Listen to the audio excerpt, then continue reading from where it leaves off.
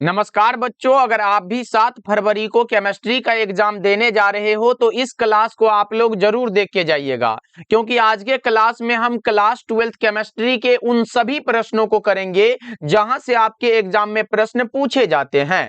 तो बच्चों, इस क्लास को आप लोग बिल्कुल ध्यान से देखिएगा और आज के क्लास में दिए जाने वाले सभी प्रश्नों को आप लोग बहुत अच्छे से याद कर लीजिएगा। तो आइए हम लोग क्लास को स्टार्ट करते हैं। इसलिए मेरे भाई, आप लोग भी आंसर को लगाते हुए चलिए और आज के क्लास में दिए जाने वाले सभी प्रश्नों को आप लोग बहुत अच्छे से याद कर लीजिएगा।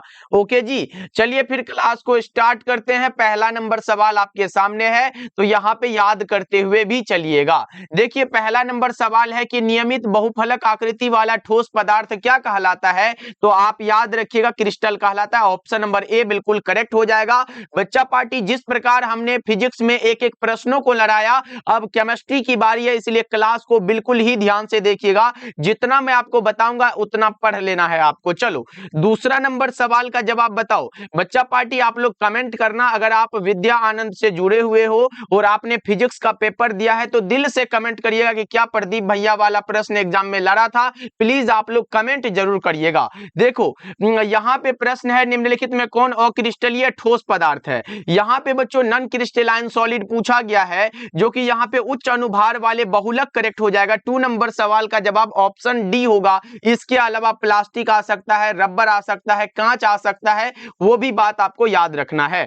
चलो, तीसरा नंबर सवाल का जवाब बताओ। इकाई सेल कितने प्रकार के होते हैं? जल्दी से बताओ मेरे प्यारे भाई, इकाई सेल जो होते हैं वो कितने प्रकार के होते हैं? तो भैया 3 प्रकार के। कौन कौन से? एक होता है एससीसी, दूसरा होता है बीसीसी, तीसरा होता है एफसीसी। ये बात आपको याद रखना है। एससीसी में परमाणु 1 होते हैं, कोऑर्डिनेशन नंबर 6 होते हैं। बीसीसी में परमाणु 2 होते हैं, कोऑर्डिनेशन नंबर भैया 8 होते हैं। और एफसीसी में यहाँ पे परमाणु 4 होते हैं, कोऑर्डिनेशन नंबर 12 होते हैं। ये बात आपको याद रखना है मेरे भाई। चलो आगे बढ़ते हैं। यहाँ पे चौथा नंबर सवाल का जवाब बताइएगा। फलक केंद्रित घनाकार इकाई सेल में परमाणुओं की संख्या कितनी होती है? तो मेरे प्यारे से भाई 4 होती है। 4 नंबर सवाल का जवाब ऑप्शन सी हो जाएगा। चलो, 5 नंबर सवाल का जवाब बताइएगा। सौर ऊर्जा को विद्युत ऊर्जा में परिवर्तित किया जाता है किनके द्वारा? यह होता है सौर सेल के द्वारा। इसलिए 5 का राइट आंसर क्या बताओगे? ऑप्शन नंबर बी आपका बिल्कुल राइट हो जाएगा। चलो, 6 नंबर सवाल का जवाब बताओ। कांच एक उदाहरण है। भैया कांच किसका उदाहरण है जी? कांच जो है ना, बेरवादार ठोस का उदाहरण है। कांच किसका है? बेरवादार ठोस का उदाहरण है, जिसे हम एमरफस सॉलिड कहते हैं। क्या कहते हैं भैया? Amorphous solid. और क्रिस्टलीय ठोस कहते हैं। चलो आगे बढ़ते हैं। कभी कभी वोलेटाइल सॉलिड कहते हैं इसे। चलो आगे बढ़ते हैं, अगला बताओ। AgBr प्रदर्शित करता है सिल्वर ब्रोमाइड जो है, ये किस दोष को प्रदर्शित करता है? तो भैया ये फ्रैंकल दोष तथा शॉर्टकी दोष, दोनों दोष को प्रदर्शित करता है। ऑप्शन नंबर सी बिल्कुल राइट हो जाएगा। 7 का सी। मेरे भाई एक एक प्रश्नों को आप लोग रटते हुए चलो हमारे साथ। चलो अगला नंबर सवाल का जवाब बताओ। प्लीज प्यारे साथियों, एक बार क्लास को आप लोग लाइक करते हुए चलिएगा और अगर आप नए नए जुड़ रहे हो तो सब्सक्राइब करते चलिएगा। देखो यहाँ पे है, एन गोलों वाले सीमित पैकिंग में चतुष्फलक रिक्तियों की संख्या कितनी होती है? भैया 2n होती है। ऑप्शन नंबर बी आपका राइट हो जाएगा। चलो 9 नंबर सवाल का जवाब बताओ। धात्विक ठोस के लिए निम्नलिखित में कौन सा कथन है जो सही है? धात्विक ठोस भैया ये विद्युत के सुचालक होते हैं, बिल्कुल राइट आंसर है। अगला बता के चलो, 10 नंबर सवाल है।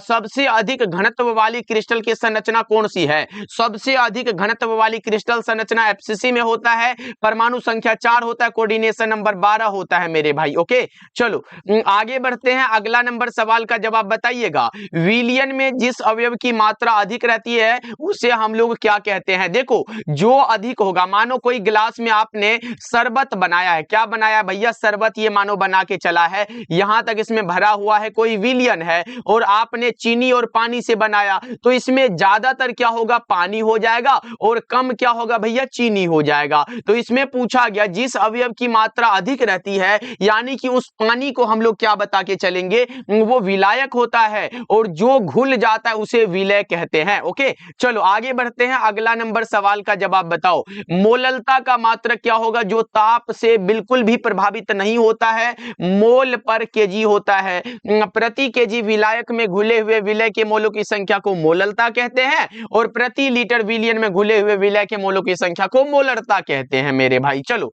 आगे बढ़ते हैं। यहां पे बताइएगा, प्रश्न है कि विलयन के अनुसंख्यक गुणधर्म का उदाहरण क्या है? An example of colligative property of solution is, मेरे भाई क्या हो जाएगा? हिमांक का अवनमन, क्वथनांक का उन्नयन, परासरणी दाब, ये सभी करेक्ट हो जाएगा। चलो अगला नंबर सवाल का जवाब बताओ। परासरणी दाब किस पर निर्भर करता है? परासरणी दाब भैया बढ़ता है जब तापक्रम बढ़ता है और यह निर्भर करता है विलयन के मोलर सांद्रण पर। ऑप्शन नंबर सी बिल्कुल राइट हो जाएगा। चलो बताओ यहाँ पे, समुद्री जल को किस विधि से लवणहीन किया जाता है? उल्टा परासरण के द्वारा, रिवर्स ऑस्मोसिस के द्वारा मेरे प्यारे भाई। चलो आगे बढ़ते हैं। अगला बताइएगा, बर्कले एवं हार्टले विधि का उपयोग करके यहाँ पे भैया किसके मापन में किया जाता है? किसके मापन में? ये परासरणी दाब के मापन में होता है। भैया इतना भी मत समझना कि आसान प्रश्न आएगा, ऐसे रहता है ना, नॉर्मल भी रहता है, कुछ हार्ड भी रहता है। इसलिए बच्चा पार्टी इस क्लास में जैसा भी प्रश्न है ना, एकदम आप लोग याद करते हुए चलो नेक्स्ट बता के चलो। यहाँ पे 17 नंबर सवाल है, क्वथनांक के उन्नयन का सूत्र क्या होता है? बताओ क्वथनांक के उन्नयन का सूत्र क्या होता है? डेल्टा टीबी बराबर KB into M. Option A correct हो जाएगा। चलो अगला बताओ। यहाँ पे प्रश्न है, राउल्ट के नियम के अनुसार विलयन के वाष्प दाब का आपेक्षिक अवनमन किसके बराबर होता है? आपने पढ़ा है P बराबर भैया P नोट X होता है, जो कि राउल्ट के नियम है। और बताओ ये किसके बराबर होगा? विलय के मोल प्रभाज के बराबर होता है। ऑप्शन नंबर ए करेक्ट होगा। चलो आगे बढ़ते हैं। बताइएगा, राउल्ट के नियम केवल उन विलयनों पर लागू होता है, आदर्श विलयन पर। आदर्श विलयन राउल्ट के नियम के लिए लागू होता है। चलो अगला बताओ मेरे प्यारे से भाई, निम्नलिखित में किसका हिमांक अवनमन अधिकतम होगा? मेरे प्यारे भाई बताओ, विच of the following will have maximum depression in freezing point? मेरे भाई कौन सा? K2SO4 पोटेशियम सल्फेट हो जाएगा। चलो आगे बढ़ते हैं। अगला बताओ, NaCl के जलीय घोल के वैद्युत अपघटन में कैथोड पर निम्नलिखित में कौन मुक्त होगा? सोडियम धातु। ऑप्शन बी आपका राइट होगा। चलो अगला बताओ, यहाँ पे द्रवित NaCl के वैद्युत अपघटन में कौन सा तत्व मुक्त रूप में प्राप्त होता है? मुक्त रूप में प्राप्त होता है सोडियम और chlorine gas. Option number B correct होगा। मैंने तो आपको बता के चला है। चलो बताओ, फैराडे का द्वितीय नियम किसके अनुपात से संबंधित है? फैराडे साहब का प्रथम नियम है M समानुपाती CT। M बराबर क्या हुआ था? ZCT हुआ था। ये प्रथम नियम है। और द्वितीय नियम किसके अनुपात के बराबर होगा? ये रासायनिक तुल्यांक के बराबर होता है। चलो अगला नंबर सवाल का जवाब बताओ। विद्युत अपघटन में धारा किसके द्वारा प्रवाहित होती है? विद्युत अपघटन में पूछा गया है, आयनों के द्वारा प्रवाहित होती है। ऑप्शन नंबर सी आपका करेक्ट हो जाएगा। बताओ 96,500 कूलम। देखो आपने पढ़ा होगा, एक फैराडे बराबर 96,500 कूलम होता है और इसके बराबर होता है 1 मोल इलेक्ट्रॉन। क्या बच्चों? इसके बराबर 1 मोल इलेक्ट्रॉन। और बच्चा पार्टी हार्ड वाला प्रश्न है ना, इसलिए करते हुए चलो, क्योंकि एग्जाम में अब जो है ना आसान पूछना बंद हो गया है। क्वेश्चन बैंक से ज्यादा प्रश्न नहीं के बराबर आते हैं। बताओ क्या होगा इसका? बताओ 1 मोल इलेक्ट्रॉन। ऑप्शन नंबर ए आपका बिल्कुल राइट हो जाएगा। चलो आगे बढ़ते हैं। अगला नंबर सवाल का जवाब बताओ। मोलर चालकत्व की क्या इकाई है? मोलर चालकत्व की क्या इकाई है? Ohm inverse centimetre square mole inverse. Option number A आपका बिल्कुल करेक्ट हो जाएगा। अगर मैं बात करूं बच्चों, आपसे पूछेगा विशिष्ट चालकत्व का, क्या पूछेगा आप याद रख लो। अगर विशिष्ट चालकत्व का पूछेगा ना, आप बता के चलिएगा, आप बताइएगा भैया ओम इनवर्स सेंटीमीटर इनवर्स होता है। अगर ये पूछेगा तो ये किसका मात्रक है? ये सेल स्थिरांक का मात्रक है। किसका है? सेल स्थिरांक का मात्रक है। ओम सेंटीमीटर की बात करूं तो ये प्रतिरोधकता का मात्रक है। किसका है? प्रतिरोधकता, जिसे आप बता के चलते हो क्या? विशिष्ट प्रतिरोध। मेरे भाई क्या बताते हो? विशिष्ट प्रतिरोध, इसे बता के चलते हो। चलो नेक्स्ट बताओ। यहाँ पे प्रश्न आया हुआ है कि वैद्युत अपघटनी सेल में एनोड का कार्य क्या है? धनात्मक है या फिर ऋणात्मक है? तो भैया ये धनात्मक होता है। ऑप्शन नंबर ए बिल्कुल राइट हो जाएगा। चलो आगे बढ़ते हैं। अगर विद्युत रासायनिक सेल में पूछेगा तब एनोड यहाँ पे ऋणात्मक होता है। अभी का क्या होगा? धनात्मक करेक्ट हो जाएगा। चलो अगला बताओ किसमें रेडॉक्स अभिक्रिया मेरे प्यारे भाई स्वतः होती है? रेडॉक्स अभिक्रिया स्वतः होती है विद्युत रासायनिक सेल में, विद्युत अपघटनी सेल में स्वतः नहीं होती है। चलो अगला बताओ यहाँ पे लेड संचायक सेल जो है किस तरह का सेल होगा? द्वितीयक सेल। ये तो कई बार एग्जाम में पूछा गया है, तो रट लो, ये ट्रेंडिंग प्रश्न है। मरकरी सेल का ईएमएफ यानी कि इलेक्ट्रोमोटिव फोर्स जो होता है मरकरी सेल का, वो कितना होगा? तो 1.35 वोल्ट होता है। लेकिन अगर पूछेगा शुष्क सेल का कितना होगा, बताओ जल्दी से। अगर शुष्क सेल का पूछेगा तो 1.5 वोल्ट लगा के चलिएगा। चलो आगे बढ़ते हैं। 31 का बताइएगा, सामान्य अणुओं को सक्रिय जटिल में परिवर्तित करने के लिए आवश्यक अतिरिक्त ऊर्जा क्या कहलाती है? ये ऊर्जा सक्रियण ऊर्जा यानी कि एक्टिवेशन एनर्जी कहलाती है। बताओ यहाँ पे आर्हेनियस समीकरण ये बराबर भैया क्या होता है? ये जो होता है आपने पढ़ा होगा, के बराबर ए माइनस का ये बटा में आर टी, ये होता है आर्हेनियस का समीकरण पूछा गया है। इसमें जो ये ऊपर ये दिया गया है ये क्या दर्शाएगा? तो ये दर्शाता है सक्रियण ऊर्जा को, एक्टिवेशन एनर्जी को ये दर्शाता है। अगला बताओ यहाँ पे, जिस अभिक्रिया की अनुकता 1 होती है उसे हम लोग एक अणुक अभिक्रिया कहेंगे, 2 होगा द्विअणुक अभिक्रिया कहेंगे, 3 होगा त्रिअणुक अभिक्रिया कहेंगे। तो बच्चा पार्टी 3 से अधिक नहीं होता अनुकता का मान, इसलिए 3 तक रहिएगा। 4 में हम 4 अणुक नहीं कहेंगे। ओके चलो आगे बढ़ते हैं। अगला बताइएगा, प्रश्न है वेग समीकरण में प्रयुक्त सांद्रण पदों के घात के योगफल को अभिक्रिया की कोटि कहते हैं। अब पूछेगा वेग समीकरण हमारा ये दिया गया है और आप हमें बता दो इस अभिक्रिया की कोटि क्या होगी। तो क्या बताओगे बच्चा पार्टी? आप लोग ये HW है, आप इसका कोटि बता के चलना कमेंट सेक्शन में। क्या करोगे भैया? आप ये कमेंट करके बताइएगा कि आपसे ये प्रदीप भैया प्रश्न पूछे हैं। चलो आगे बढ़ते हैं। अगला बताइएगा, द्वितीय कोटि की अभिक्रिया में के की इकाई क्या होती है? द्वितीय के लिए देखो ये प्रथम के लिए है, ये किसके लिए है? प्रथम के लिए है, और ये शून्य के लिए है, और ये किसके लिए? द्वितीय के लिए। तो mole inverse litre second inverse, option number C बिल्कुल राइट हो जाएगा। चलो आगे बढ़ते हैं। किसी रासायनिक अभिक्रिया की दर क्या होती है? समय के साथ घटती है। किसी भी रासायनिक अभिक्रिया की दर समय के साथ क्या होती है? डिक्रीज होती है। चलो बताओ प्रथम कोटि की अभिक्रिया के लिए अर्ध आयु 0.693 बटा में के, 0.693 बाई के, ऑप्शन नंबर बी आपका राइट हो जाएगा। ओके चलो अगला नंबर सवाल का जवाब बताओ। प्रथम कोटि की अभिक्रिया का अर्धायु किस पर निर्भर नहीं करेगा? भैया प्रतिकारक के प्रारंभिक सांद्रण पर यह निर्भर नहीं करता है, क्योंकि मैंने बताया कि हाफ लाइफ बराबर 0.693 बटा में के। यहाँ पे कोई कहीं भी ये वाला सांद्रता दिखा है क्या? नहीं है भैया। तो ये प्रतिकारक के प्रारंभिक सांद्रण पर निर्भर नहीं करता है। किसी रासायनिक अभिक्रिया का वेग किसके द्वारा प्रभावित होता है? तो टेम्परेचर से, ऑप्शन नंबर ए आपका राइट हो जाएगा। चलो नेक्स्ट बता के चलो, अनार्द्र कैल्शियम क्लोराइड एक प्रकार का क्या है? अनार्द्र कैल्शियम क्लोराइड एक प्रकार का अवशोषक है, ऑप्शन बी आपका राइट हो जाएगा। अगला बताओ भौतिक अधिशोषण कैसी अभिक्रिया? भौतिक अधिशोषण उत्क्रमणीय होता है, जबकि रासायनिक अधिशोषण अनुत्क्रमणीय होता है। 41 का ऑप्शन नंबर ए बिल्कुल राइट हो जाएगा। चलो आगे बढ़ते हैं। रासायनिक अधिशोषण में लगभग उष्मा उत्सर्जित होती है। रासायनिक अधिशोषण में 40 से 400 किलो जूल पर मोल में, और 20 से 40 ये भौतिक के लिए सही है मेरे भाई, याद रखिएगा। चलो आगे बढ़ते हैं। अगला बताइएगा, प्रश्न है अधिशोषण और अवशोषण के सम्मिलित प्रभाव को क्या कहते हैं? शोषण कहते हैं। आपने ये पढ़ा होगा कि शोषण 2 प्रकार के होते हैं। यहां पे बताओ निम्नलिखित में कौन द्रव से नहीं कोलाइड है? गोंद हो जाएगा, ऑप्शन नंबर बी आप टिक कर लो। नेक्स्ट बता के चलो, जानतब झिल्ली में छन जाने वाला विलयन क्या कहलाता है? वो कहलाता समांगी विलयन। 45 का ए ऑप्शन आपका करेक्ट हो जाएगा।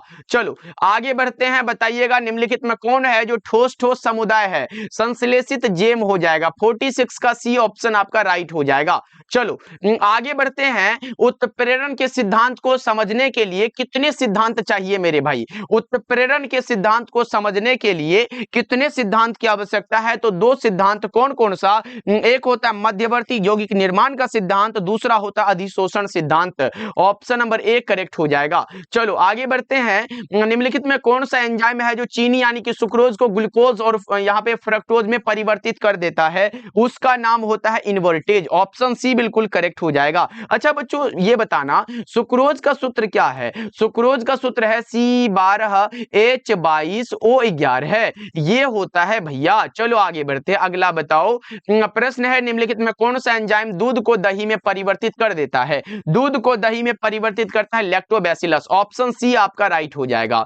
बताइएगा अमोनिया का संश्लेषण होता है किनके द्वारा? अमोनिया का संश्लेषण मेरे प्यारे भाई डीकन विधि से होता है। ऑप्शन नंबर डी आपका राइट हो जाएगा। चलो बताओ सिलिका जेल किस प्रकार के यहाँ पे किस प्रक्रिया के द्वारा जलवाष्प को सोखता है? वो क्या हो जाएगा? अधिशोषण हो जाएगा। ऑप्शन नंबर ए आपका राइट है। चलो बताओ अधिशोषण क्या है? अधिशोषण मेरे प्यारे से साथी क्या हो जाएगा? तो अधिशोषण ऊष्माक्षेपी और सतही घटना है, सतह पर होने वाली घटना। ऑप्शन नंबर सी आपका राइट हो जाएगा। चलो आगे बढ़ते हैं। सिनेबार किसे कहा जाता है? सिनेबार कहा जाता है HGS को, जो कि ये पारा का अयस्क है। PBS को हम क्या कहते हैं? PBS को मेरे प्यारे साथी गैलेना कहते हैं। क्या कहते हैं? गैलेना कहते हैं।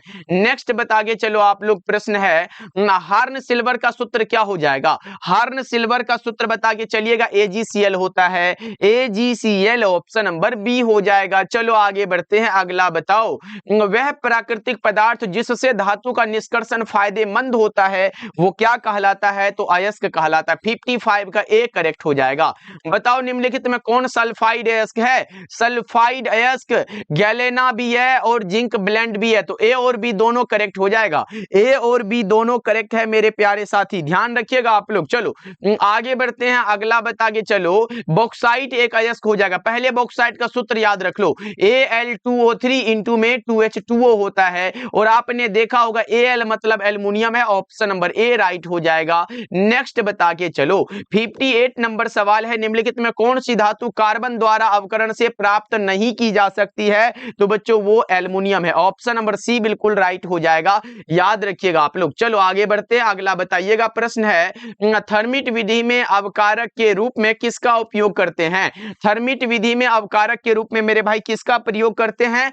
एल्युमिनियम का। ऑप्शन नंबर बी करेक्ट होगा। और बच्चा पार्टी टेलीग्राम पे विद्या आनंद सर्च करके ज्वाइन कर लीजिएगा, आपको वहां पे हम आज इंपॉर्टेंट प्रश्न देने वाले हैं। तो टेलीग्राम पे क्या करोगे? टेलीग्राम पे जाके विद्या आनंद सर्च कर लोगे, और ये सर्च करके आप लोग ज्वाइन कर लेना वहां पे। चलो आगे बढ़ते हैं, अगला बताओ। यहाँ पे मैग्नेटाइट क्या हो जाएगा? मैग्नेटाइट मेरे प्यारे से साथी किसे कहते हैं बताओ? मैग्नेटाइट Fe3O4 को कहते हैं। ऑप्शन बी करेक्ट है। बताओ निम्नलिखित में कौन सी धातु प्रकृति में यहाँ पे मुक्त अवस्था में पाई जाती है? प्रकृति में मुक्त अवस्था में प्लेटिनम पाई जाती है। डी ऑप्शन आपका राइट हो जाएगा। बताओ निक्षालन द्वारा अयस्क का क्या किया जाता है? निक्षालन के द्वारा अयस्क का बच्चों सांद्रण किया जाता है। ऑप्शन नंबर बी आपका राइट हो जाएगा। बताओ निम्नलिखित में से किसमें धातु और उसके अयस्क में मेल नहीं है? देखो कॉपर जो है ये कॉपर पायराइट बिल्कुल सही है। जिंक कैलेमाइन ये भी सही है। लेड कार्नेलाइट, लेड कार्नेलाइट है, लेड गैलेना का है भाई, ये सही है। लेकिन नहीं है तो लेड कार्नेलाइट नहीं होगा। 63 का आप सी लगा दो, क्योंकि कार्नेलाइट की बात करें तो ये मैग्नीशियम का है, तो ये लेड का नहीं होगा। जो कि आपका जो राइट आंसर होगा वो ऑप्शन सी होगा, जो गलत यहाँ पे मिलन किया गया है। चलो आगे बढ़ते हैं। रक्त पर कैसा आवेश ऋणात्मक होता है? रक्त पर ऋणात्मक, र से रक्त, र से ऋणात्मक। चलो आगे बढ़ते हैं, अगला बताओ। नीला थोथा का रासायनिक सूत्र क्या हो जाएगा? नीला थोथा का रासायनिक सूत्र की बात करूं तो CuSO4 इंटू 5H2O हो जाएगा। अगला बताओ अस्थि राख मुख्यतः क्या हो जाएगा? अस्थि राख मेरे भाई क्या हो जाएगा बताओ? Calcium phosphate. Option number B आपका राइट हो जाएगा। चलो आगे बढ़ते हैं, अगला बताओ निम्नलिखित में कौन है जो हवा में ऑक्सीकृत नहीं होता है? हवा में ऑक्सीकृत बच्चों नहीं होता है, वो बैगनी फास्फोरस हो जाएगा। ऑप्शन नंबर बी करेक्ट हो जाएगा। अगला बताओ अमोनिया का सूत्र क्या होगा? अमोनिया का सूत्र NH3 होता है। ऑप्शन नंबर ए लगा दो आप लोग। नेक्स्ट बता के चलो आप लोग कि पिटवा लोहा में कार्बन की मात्रा कितनी होती है? पिटवा लोहा में कार्बन की मात्रा मेरे भाई 0.12% से 0.25% के बीच होती है। चलो अगला बताओ फ्रियोन का सूत्र क्या हो जाता है? फ्रियोन का सूत्र क्या होता है? CCl2F2। CCl2F2 मेरे भाई कौन सा हो जाएगा? ऑप्शन नंबर ए करेक्ट होगा। आप एक चीज और याद रख सकते हो, ओलियम का भाई एग्जाम में आता है। ओलियम का क्या होता है? H2S2O7। ये ओलियम का सूत्र है बच्चों, ध्यान रखिएगा आप लोग। और भी मैं आपको 70 ऑब्जेक्टिव करवा देता हूं बच्चा पार्टी, इसमें पूरे हो जाएगा आपका 150 ऑब्जेक्टिव। ओके चलो बताओ, यहां पे प्रश्न देखो आपके सामने है कि बिंदुओं का वह प्रतिरूप जो क्रिस्टल में कणों की यहाँ पे व्यवस्था को प्रदर्शित करता है वो क्या कहलाता है? जल्दी से बता के चलो मेरे प्यारे साथी, बहुत इंपॉर्टेंट क्लास है आज का आपके लिए। बताओ क्या हो जाएगा? तो आकाशीय जालक हो जाएगा। कण क्या हो सकता है? कण, अणु, परमाणु या तो आयन होगा, यही तो होगा ना। चलो बहुत अच्छे मेरे भाई, आगे बढ़ते हैं, अगला बताइएगा। अगला नंबर सवाल आपके सामने ये रहा, निम्नलिखित में कौन अक्रिस्टलीय ठोस पदार्थ है? आपने बताया भैया क्वार्ट्ज ग्लास हो जाएगा। सही जवाब ऑप्शन सी बिल्कुल राइट हो जाएगा। चलो आगे बढ़ते हैं, तीसरा का बताइएगा। उत्कृष्ट गैसें रासायनिक दृष्टि से अक्रिय होती है क्योंकि भैया क्योंकि इनके संयोजी सेल पूर्णतः भरे होते हैं। चलो आगे बढ़ते हैं, अगला बताओ मेरे भाई। यहां पे है प्राइमरी अल्कोहल के ऑक्सीकरण के पश्चात प्राप्त पहला अवयव कौन सा होता है? प्राप्त पहला अवयव की बात करोगे तो एल्डिहाइड हो जाएगा। ऑप्शन नंबर सी बिल्कुल करेक्ट होगा। और उसके बाद दूसरा अवयव जो प्राप्त होता है वो कार्बोक्सिलिक एसिड होता है। चलो आगे बढ़ते हैं, पांचवा का बताइएगा। वह बहुलक जिसमें एमाइड बंधन होता है, वह बहुलक जिसमें एमाइड बॉन्ड होता है वो नायलॉन 66 है। क्या है बच्चों? नायलॉन 66। ऑप्शन ए करेक्ट हो जाएगा। बताओ एक क्रिस्टलीय ठोस में होती है। एक क्रिस्टलीय ठोस भैया कैसे होते हैं? तो ये होते हैं दीर्घ परास कोटि के। ऑप्शन ए करेक्ट होगा। और अक्रिस्टलीय ठोस लघु परासी होते हैं। चलो अगला नंबर सवाल है कि टेफ्लॉन और नियोप्रीन किसके उदाहरण है? टेफ्लॉन और नियोप्रीन की बात करो बच्चों तो वो होगा समबहुलक के उदाहरण। ऑप्शन नंबर सी एग्जाम में पूछेगा, निम्नलिखित में कौन समबहुलक का उदाहरण है? टेफ्लॉन दे देगा, नियोप्रीन दे देगा, ए और बी दोनों दे देगा, तो क्या लगाओगे? ए और बी दोनों करेक्ट हो जाएगा। चलो आगे बढ़ते हैं कि पायरानोज वलय में कितने कार्बन परमाणु होते हैं? पायरानोज वलय में कितने कार्बन परमाणु होंगे? 5। ऑप्शन नंबर बी करेक्ट हो जाएगा। अगला बता के चलो, निम्नांकित शुगर सबसे मीठा कौन सा हो जाएगा? सबसे मीठा शुगर की बात करोगे फ्रक्टोज। ऑप्शन डी राइट है। चलो अगला बताओ, यहां पे आणविक अवस्था में फास्फोरस किस रूप में पाया जाता है? फास्फोरस P4 के रूप में पाया जाता है। 10 का सी ऑप्शन राइट हो जाएगा। चलो बताओ यहां पे कीरेटिन संरचनात्मक प्रोटीन किसमें उपस्थित होता है? कीरेटिन संरचनात्मक प्रोटीन मेरे भाई ये होता है बाल में, ऊन में होता है, रेशम में होता है, इन सभी में होता है। चलो आगे बढ़ते हैं, अगला बता के चलो, निम्नलिखित में कौन योगात्मक बहुलक, यहाँ पे बहुलक का उदाहरण नहीं है? नहीं है पूछा गया बच्चों, नहीं है। क्या होगा? नायलॉन 66। ऑप्शन डी करेक्ट हो जाएगा। चलो आगे बढ़ते हैं, बताओ निम्नलिखित में कौन सा क्रिस्टल है जो फ्रेंकल दोष प्रदर्शित नहीं करता है? फ्रेंकल दोष को AgCl प्रदर्शित नहीं करता है। ऑप्शन बी आपका राइट होगा। जल में सबसे कम घुलनशील गैस कौन सा होगा? जल में सबसे कम घुलनशील गैस यहाँ पे हीलियम है। ऑप्शन ए करेक्ट हो जाएगा। अगला बताइएगा, अनुचुंबकीय उत्पन्न होने का कारण क्या है? अनुचुंबकीय उत्पन्न होने का कारण बच्चों अयुग्मित इलेक्ट्रॉन होता है। 15 का सी ऑप्शन आपका राइट हो जाएगा। वाष्प दाब का आपेक्षिक अवनमन होता है, किसके बराबर होता है? तो ये विलय के मोल प्रभाज के बराबर। ऑप्शन नंबर डी आपका राइट हो जाएगा। चलो बताओ यहाँ पे फॉर्मेल्डिहाइड का 40% विलियन क्या कहलाता है? क्या कहलाएगा मेरे भाई? फॉर्मेलिन कहलाता है। ऑप्शन नंबर ए आपका राइट हो जाएगा। चलो आगे बढ़ते हैं, अगला बताओ आदर्श विलयन के लिए कौन सही है? तो ये राउल्ट के नियम का पालन करता है। डेल्टा H मिक्स बराबर 0 होता है, डेल्टा V मिक्स बराबर भी 0 होता है। इनमें से सभी आपका राइट हो जाएगा। चलो आगे बढ़ते हैं, बच्चा पार्टी बताइएगा, जिस प्रक्रिया के द्वारा तनु विलयन का विलायक किसी अर्धपारगम्य झिल्ली को स्वतः पार कर सांद्र विलयन में प्रसारित होता है उसे हम लोग क्या कहते हैं? उसे परासरण कहते हैं। चलो आगे बढ़ते हैं, बता दो। यहाँ पे प्रश्न है, समुद्री जल को किस विधि से लवणहीन किया जाता है? उल्टा परासरण के द्वारा।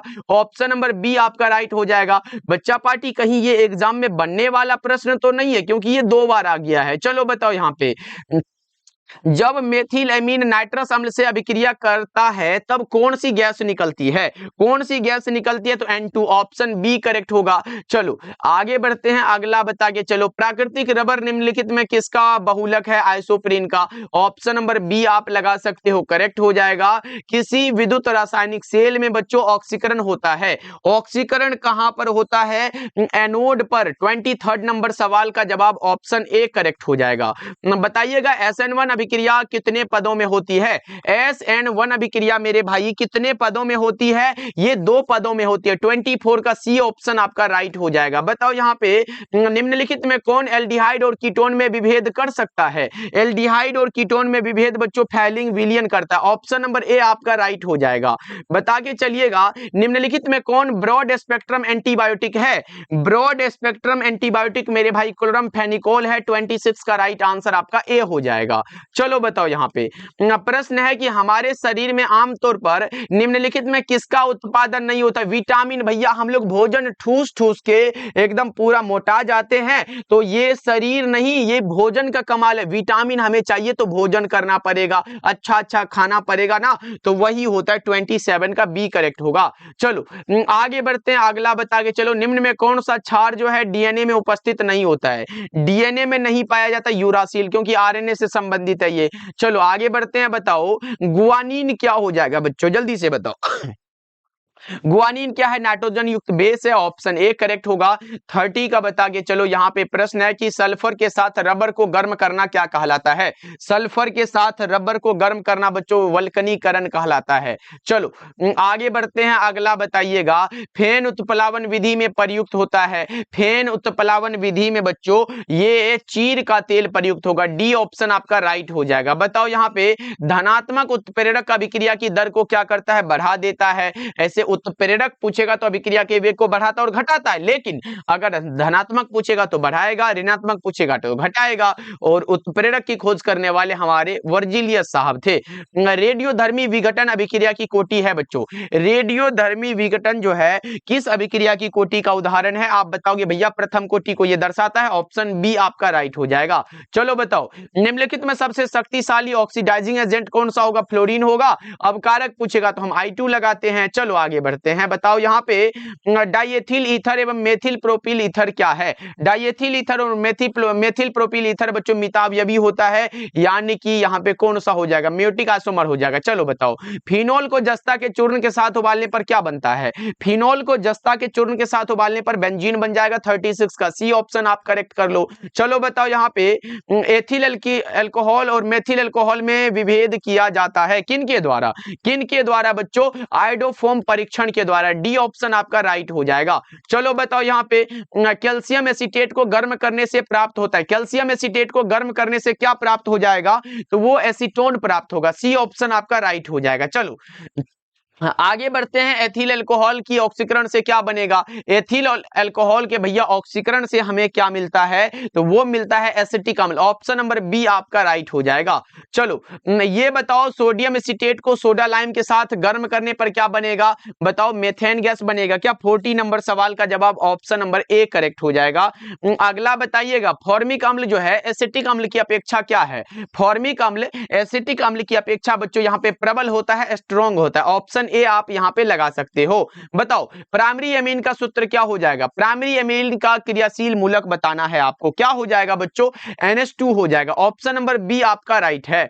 चलो अगला नंबर सवाल का जवाब बताओ एथिल एमीन की अभिक्रिया नाइट्रस अम्ल से कराने पर क्या बनता है? एथिल एमीन की अभिक्रिया नाइट्रस अम्ल से कराने पर मेरे भाई यहाँ पे क्या बनेगा? ऑप्शन ए भैया C2H5OH, जिसे आप क्या बता के चलते हो? Ethyl alcohol. चलो आगे बढ़ते हैं, अगला बता के चलो निम्न में कौन सा कार्बोहाइड्रेट टॉलेंस अभिकर्म के साथ रजत दर्पण देता है? वो होता है फ्रक्टोज। क्या होगा भैया? ऐसे फ्रक्टोज भी है और ग्लूकोज भी होता है। बताओ ये रजत दर्पण देने वाला फ्रक्टोज और ग्लूकोज दोनों होता है, तो क्या लगाओगे आप लोग? बताओ ये दोनों ऑप्शन करेक्ट है मेरे भाई। चलो आगे बढ़ते हैं, अगला बताइएगा फ्रक्टोज में क्रियाशील मूलक क्या हो जाएगा? अगर देखो बच्चों अगर फ्रक्टोज की पूछेगा तो कीटोन बताइएगा, लेकिन अगर ग्लूकोज का पूछेगा, अगर आपसे पूछेगा ग्लूकोज का क्रियाशील मूलक क्या हो जाएगा, तब आप लोग क्या बताओगे? CHO एल्डिहाइड बता के चलना। फ्रक्टोज का कीटोन होगा, ग्लूकोज का एल्डिहाइड होगा, ये दोनों आपको ध्यान रखना है। चलो आगे बढ़ते हैं, अगला बताओ निम्नलिखित में कौन सा विटामिन है जो वसा में विलय है? Vitamin A, vitamin D, vitamin E, vitamin के, ये तीनों विटामिन ए डी ई के ये वसा में विलय है, और बी सी जो है ना ये जल में विलय है। चलो हाँ, आगे बढ़ते हैं। बताइएगा एंटासिड की प्रकृति कैसी होती है। एंटासिड की प्रकृति की बात करें तो क्षारीय होती है, अल्कलाइन होती है। चलो आगे बढ़ते हैं। अत्यधिक दर्द में एनाल्जेसिक के रूप में निम्न में से किसका उपयोग किया जाता है। किसका उपयोग करते हैं, मार्फिन का। ऑप्शन डी आपका राइट होगा। नेक्स्ट बताइएगा निम्नलिखित में कौन एंटीसेप्टिक है बच्चों। एंटीसेप्टिक बता के चलो कौन सा है बच्चों जो एंटीसेप्टिक है। 49 का राइट आंसर क्या हो जाएगा जल्दी से बच्चों। ये आयोडीन होगा, साबुन होगा, एथेनॉल होगा। ऑप्शन नंबर डी आपका राइट हो जाएगा। चलो बताओ यहाँ पे अयस्क में उपस्थित अशुद्धि को क्या कहते हैं, गैंग या अदात्री बोलते हैं। ऑप्शन बी करेक्ट हो जाएगा। चलो आगे बढ़ते हैं। अगला बताइएगा निम्न में कौन एक प्रथम संक्रमण श्रेणी का तत्व नहीं है। प्रथम संक्रमण श्रेणी का तत्व बच्चों मैग्नीशियम नहीं है। ऑप्शन नंबर सी आपका राइट हो जाएगा। बताना आप लोग निम्नलिखित में कौन सही है। तो CuFeS2 कॉपर पाइराइट का सूत्र है, H2S2O7 ओलियम का सूत्र है, CCl2F2 फ्रियोन का सूत्र है। उसके बाद भैया HGS तो भैया ये किसका ये सूत्र है बताओ, ये किसका हो जाएगा बता के चलो जल्दी से। मरकरी सल्फेट इसे बता के चलते हो ना, इसे ही आप सिनेबार कहते हो, सिनेबार कहते हो। तो ये गैलेना नहीं होगा, मतलब सही नहीं है, ये सही नहीं है क्योंकि गैलेना का सूत्र PbS होता है। ओके बच्चों, यहाँ पे HGS लिखा गया तो गलत यही है। चलो आगे बढ़ते हैं। अगला बताओ। अगला प्रश्न है कि कार्बन कार्बन ट्रिपल बॉन्ड। देखो अगर कार्बन कार्बन सिंगल बॉन्ड की लंबाई पूछे 1.54 एंगस्ट्रम होगा, और अगर कार्बन कार्बन डबल बॉन्ड की पूछेगा तो 1 यहाँ पे 34 एंगस्ट्रम होगा, और अगर कार्बन कार्बन ट्रिपल बॉन्ड की पूछे तो भैया 1.20 एंगस्ट्रम होगा। कार्बन कार्बन ट्रिपल बॉन्ड कहीं ना कहीं 1.20। ऑप्शन नंबर बी आपका राइट हो जाएगा। चलो आगे बढ़ते हैं। अगला बताओ XeF4 का आकार कैसा होगा, स्क्वायर प्लेनर होगा। ऑप्शन नंबर बी आप टिक कर लो। चलो नेक्स्ट बता के चलो किस ग्रुप के तत्वों को संक्रमण तत्व कहा जाता है। संक्रमण तत्व किसे कहते हैं, डी ब्लॉक को। और अगर F ब्लॉक की बात करें तो इसे हम अंतः संक्रमण तत्व यानी कि इनर ट्रांजिशन एलिमेंट्स बता के चलते हैं। चलो हाँ, अगला नंबर सवाल का जवाब बताओ। मेलाकाइट किसका अयस्क हो जाएगा।